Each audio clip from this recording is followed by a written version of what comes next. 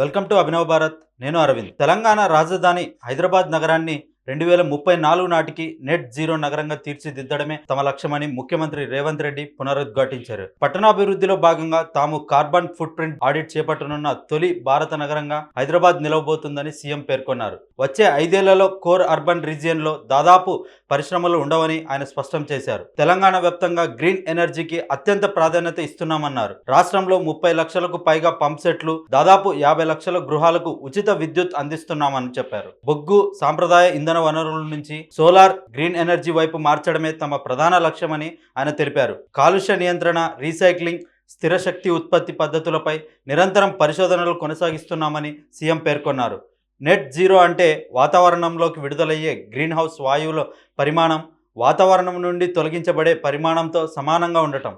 అంటే నగరం వల్ల పర్యావరణానికి అదనంగా ఎటువంటి హాని కలగకుండా చూడటం. హైదరాబాద్ను పర్యావరణ హిత నగరంగా తీర్చిదిద్దడమే ఈ ప్రాజెక్టు ప్రధాన ఉద్దేశం. మహారాష్ట్ర ప్రభుత్వం నిర్వహించిన క్లైమేట్ వీక్ సదస్సులో రేవంత్ రెడ్డి పాల్గొని ప్రసంగించారు. బాంద్రా కుర్లా జియో కన్వెన్షన్ సెంటర్లో బుధవారం ఉదయం జరిగిన ఈ సమావేశంలో దేశంలోని పట్టణాలు, నగరాభివృద్ధి, వాతావరణ మార్పులకు అనుగుణమైన విధానాలపై ముఖ్యమంత్రి తెలంగాణ దృక్పథాన్ని వివరించారు. దేశ పట్టణాభివృద్ధికి సంబంధించిన సదస్సులో మాట్లాడటం తనకు సంతోషంగా ఉందన్నారు. 2047 లక్ష్యాన్ని అర్థం చేసుకోవాలంటే 1947 నుంచి భారత అభివృద్ధి ప్రయాణాన్ని పరిశీలించాల్సిన అవసరం ఉందని అన్నారు. స్వాతంత్రం అనంతరం తొలి 4 దశాబ్దాల్లో దేశం ప్రధాన ప్రాధాన్యతలు విద్యా వ్యవస్థ, నీటిపారుదల రంగాలేనని గుర్తు చేశారు. గ్రామీణ ప్రాథమిక పాఠశాలల నుంచి ఐఐటి, ఐఐఎం, ఐఐఎస్సి వంటి ప్రతిష్టాత్మక విద్యా సంస్థలను ఏర్పాటు చేసుకున్నామని గుర్తు చేశారు. విద్యుత్, సాగునీటికి భారీ ఆనకట్టలను నిర్మించి రైతుల పొలాలను నీటితో అనుసంధానించామని తెలిపారు.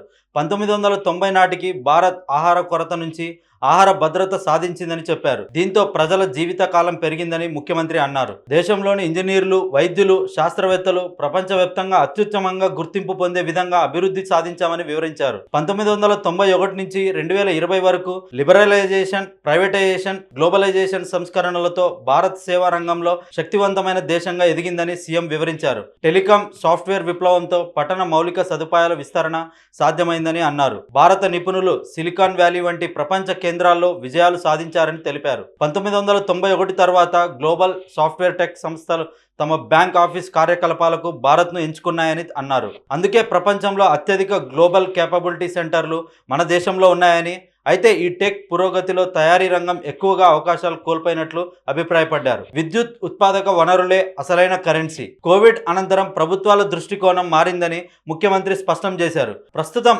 అభివృద్ధి వ్యూహంలో తయారీ రంగం, పర్యావరణ పరిరక్షణ, సుస్థిరత్వం కీలకంగా మారాయని అన్నారు. ఏ ఆర్థిక వ్యవస్థకైనా విద్యుత్ ఉత్పాదక వనరులే అసలైన కరెన్సీ అన్నారు. విద్యుత్ ఉత్పత్తి, వినియోగం అభివృద్ధికి కొలమానంగా నిలుస్తుందన్నారు. తెలంగాణ రాష్ట్ర అభివృద్ధి లక్ష్యాలను ప్రస్తావిస్తూ రాష్ట్ర డీజీపీని $200 బిలియన్ స్థాయి నుంచి 2034 నాటికి $1 ట్రిలియన్ ఆర్థిక వ్యవస్థగా, 2047 నాటికి $3 ట్రిలియన్ ఆర్థిక వ్యవస్థగా అభివృద్ధి చేయడం లక్ష్యమని తెలిపారు. భవిష్యత్ అభివృద్ధికి ఆర్థిక వ్యవస్థ, పర్యావరణం, విద్య, నైపుణ్యాలు, వనరులు, ఉపాధి ప్రధాన స్తంభాలుగా నిలుస్తాయని అన్నారు. రాష్ట్ర వ్యూహాత్మక అభివృద్ధికి తెలంగాణను క్యూర్, ఫ్యూర్, రేర్ జోన్లుగా విభజించినట్లు ముఖ్యమంత్రి వివరించారు. హైదరాబాద్ ను 160 కిలోమీటర్ల పొడవైన ఔటర్ రింగ్ రోడ్ పరిధిలో కోర్ అర్బన్ రీజియన్ ఎకానమీ ప్రకటించగా, ఓఆర్ఆర్ 360 కిలోమీటర్ల రీజనల్ రింగ్ రోడ్ మధ్య ప్రాంతాన్ని ఫ్యూర్ జోన్ గా రూపొందించి తయారీ రంగానికి నిర్దేశించినట్లు చెప్పారు. ఈ ప్రాంతాన్ని దేశంలోని అతిపెద్ద తయారీ కేంద్రంగా అభివృద్ధి చేసి చైనా +1 ప్రత్యామ్నాయంగా తెలంగాణను నిలబెట్టడమే తమ ప్రభుత్వ లక్ష్యమన్నారు. ఈ తయారీ వృద్ధి గ్రీన్ ఎనర్జీ ఆధారంగా సాగుతుందని స్పష్టం చేశారు. అయితే ప్రస్తుత పరిస్థితి చూసుకుంటే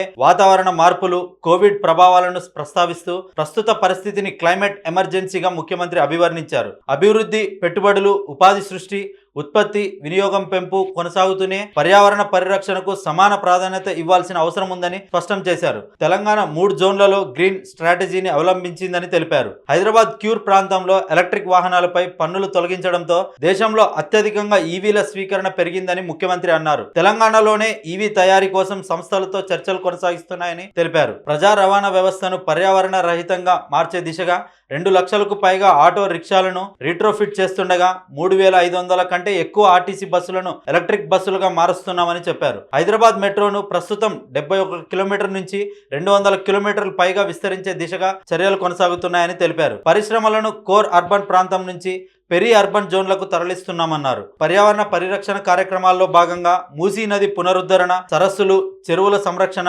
వాటర్ గ్రిడ్ వనరుల నిర్వహణ ప్రణాళికలను ముఖ్యమంత్రి వివరించారు. హైడ్రా రూపంలో పర్యావరణ రక్షణకు ప్రత్యేక పోలీస్ దళాన్ని ఏర్పాటు చేసినట్లు తెలిపారు. హైదరాబాద్ లో వాతావరణ ప్రమాదాలను తగ్గించి నగరాన్ని సురక్షితమైన, వేగంగా అభివృద్ధి చెందే నగరంగా తీర్చిదిద్దుతున్నామన్నారు. తెలంగాణను మొత్తం దేశానికి ఆదర్శంగా నిలబెట్టడమే తమ లక్ష్యమని స్పష్టం చేశారు.